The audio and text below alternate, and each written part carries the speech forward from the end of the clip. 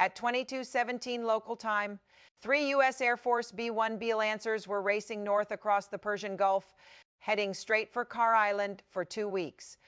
The coalition had systematically reduced Iran's military to rubble every radar site, every missile battery, leveled except this island, Kar Island. Deliberately untouched, the approach had been routine, calm, but within seconds. That would all change, unknown to the crew.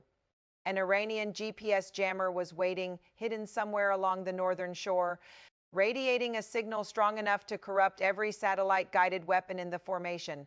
Inside the lead bomber, call sign Packer 61, the weapons officer noticed something alarming: the predicted impact points, once precise, now drifted across his display 1 meter.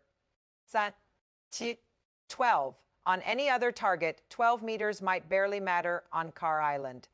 It could send a 500-pound bomb straight through the wall of a crude oil storage tank instead of the crew's missile bunker next to it.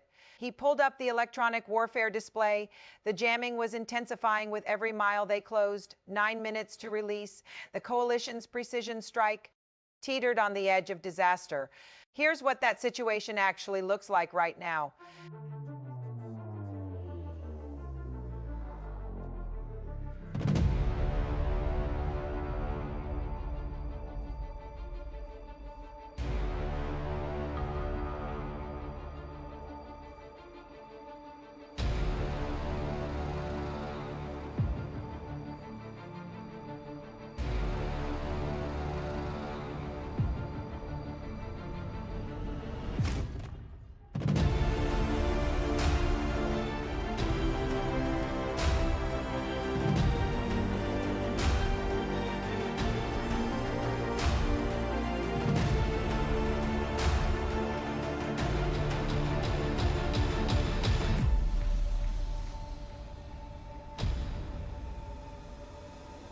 The strike lead didn't hesitate, pushed the Black Aces forward to FA-18 Super Hornets from BFA-41 were already orbiting south of the bombers. Tasked with one mission: suppress the jammer before it destroyed the attack, the first pass. A 258-pound GBU-39 small-diameter bomb, GPS-guided, missed by 15 meters, the jammer, literally defending itself with the very system it was corrupting. Think about that, like trying to cancel your wife's credit card. While she holds the bank login, the pilot made a second pass, descending through 12,000 feet. Letting the laser pod do the work instead of the poisoned GPS signal direct hit. The building folded, jamming intensity dropped. But only slightly. The real source: hidden in a hardened basement, untouchable from above. This is where the stakes became astronomical. Kar Island handles 90% of Iran's crude exports. The coalition's goal: destroy military targets. Preserve the oil. One miscalculation, one stray 12-meter drift, could ignite 30 million barrels of crude. Precision wasn't just necessary, it was survival.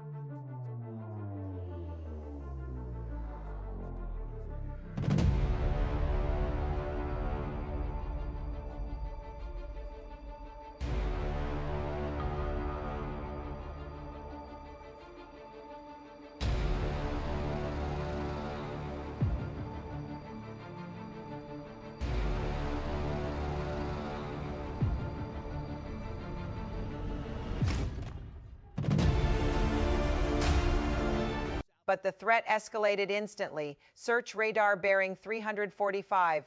Perf-matched Kavos, the Mersad surface-to-air missile system, Iran's hybrid missile built from scraps and ingenuity, had locked onto them the B-1S, large, heavy, and about as stealthy as a bonfire radar signature, equivalent to a minivan with high beams on. Seconds later, MRSA fire control radar illuminated the formation, targeting solutions computed, and the E-18G Growler, orbiting 40 miles west, jammed the radar instantly. LQ-2 for 9 pods flooded enemy frequencies. Like trying to read a license plate while someone power washes your windshield, the MRSA commander's radar solution collapsed. But he switched to his electro-optical tracker. Cameras, infrared, visual line of sight. You can jam radar, But you can't jam sight, for GEF 101 engines glowed against the cold night sky. Clearly visible, the Iranian commander didn't need radar. He just needed to look up. The black aces orbiting over the jammer site. Drifted 2 miles north of their assigned lane. Link 16 updates every 12 seconds. But in this compressed strike, 12 seconds was a lifetime. Tension, precision, survival, cleared hot, releasing.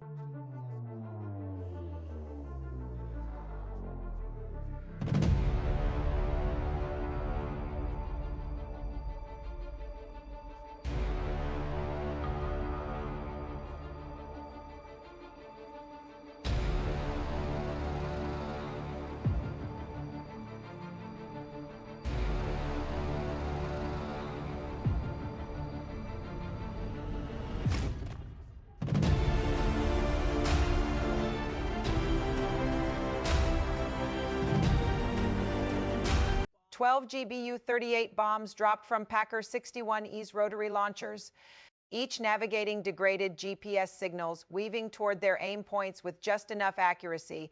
Bombs arced through 15,000 feet, then 12,000 feet. Dangerously close to friendly Hornets, the weapons officer saw 2 blue triangles friendly aircraft directly under the fall line. He called it Chester Flight, break south. Tone over words, lead Black Ace responded, banking 6 Gs to safety moments later. The Mersad SAM threat was neutralized, GPS jamming. Still partially active. The cruise missile now had to do the impossible, skip 50 feet above the Gulf, invisible, silent, threading between surveillance stations. Until it reached its target, the MRSA commander, staring into the night sky, never saw it coming. 3 seconds later, impact. 9 Salam missiles erupted across the hillside in a chain reaction, destroying the launcher and communications hub, but leaving the oil intact.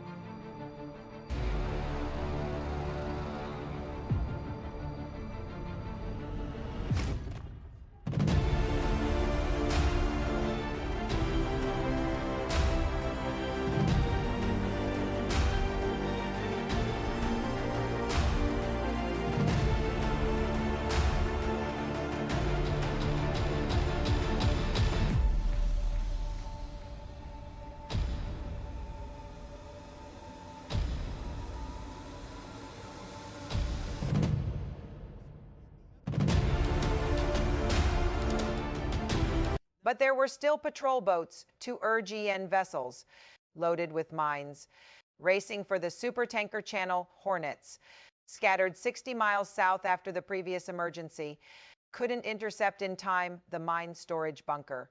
Stacked floor to ceiling with M52S and SATF mines, couldn't wait 2 2,000-pound GBU-31 bombs, delayed fuse penetrators, collapsed the structure inward. Sealing the mines without igniting a single one, the Black Aces sprinted north, crushing patrol boats with GBU-54 laser JDAMs, threading through tracers and 35mm fire, holding lasers steady on for meter thermal profiles while bullets zipped past. The airport control tower, military district HQ, barracks, communications relay, obliterated with surgical precision. And finally, 30 million barrels of crude oil sat untouched, intact, undamaged, completely undefended, the strike complete. But every second of this operation had been a tightrope over a gulf of fire where one flinch, one drift, could have spelled catastrophe. This is modern warfare. Technology, human skill, and timing at its most extreme. And while Carr Island sleeps tonight, the Persian Gulf is never truly quiet.